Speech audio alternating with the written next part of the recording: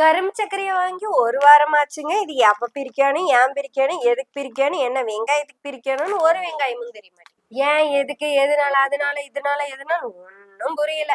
ஆனா நமக்கு இது 10 நாள் ஆச்சுங்க. அவங்க நக்கி பாட்டு நல்லா இனிப்பா இருக்குதுன்னு கொண்டு வந்து கொடுத்து போட்டு போயிட்டாங்க. நக்கி பார்த்தது அவர் மட்டும் இல்லைங்க, அவர் கீழ அவரு அப்படின்னு ஊரே நக்கி பார்த்த சக்கரை தான் இது. சரி, நான் எப்ப இந்த சர்க்கரையை நக்கி பார்ப்பேன்னு கேக்குறீங்களா? ஒரு 8 கெஸ்ட் பக்கம் இருக்காங்க. அந்த 7-8 கெஸ்ட் சந்தோஷமா இருக்கணுங்கிறதுக்காக தான் நான் ஓபன் பண்ணாம இருக்கிறேன்.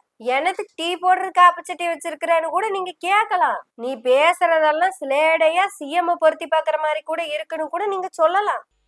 மாண்புமிகு பேரவைத் தலைவர் அவர்களே, மக்கள்கிட்ட எப்போ பேசணும், என்ன பேசணும், எப்படி பேசணும் எல்லாம் பேசிட்டு தான் அன்பாக ஆசையாக எங்கள் எல்லாரையும் கொண்டாந்து உட்கார வச்சுருக்குறோம்.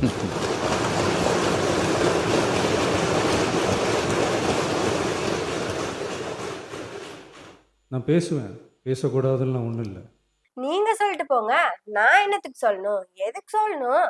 சொன்னாலும் நீங்க நம்ப போறது இல்ல, இருந்தாலும் சொல்றேன். அப்ப அவரு காலேஜ்ல படிச்சுட்டு இருந்தாரு. காலேஜ்ல யாரு? இவருதான் அவருன்னு சொன்னா நீங்க நம்ப போறது இல்ல.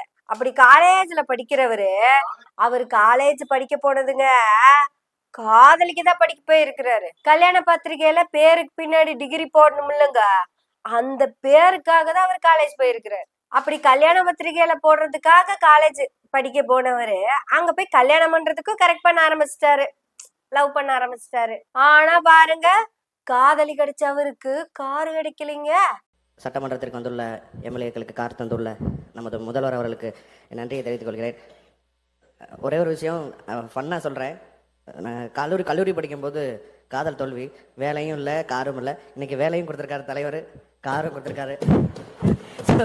ரொம்ப ரொம்ப நன்றியை தெரிவிச்சுக்க. ஏன்னா நான் ட்ரெயினில் தான் வரேன் அங்கேருந்து. இங்கே உள்ள ஆட்டோவில் உள்ளே வரும்போதெல்லாம் ஒவ்வொரு தடவையும் காவலர் பணியாளர்கள்லாம் கேட்பாங்க, யார் நீங்கள்? எம்எல்ஏன்னு சொல்லுவேன். ஐடி கார்டெலாம் எடுத்து காமிச்சாலும் நம்ப மாட்டாங்க. ஸோ அதனால்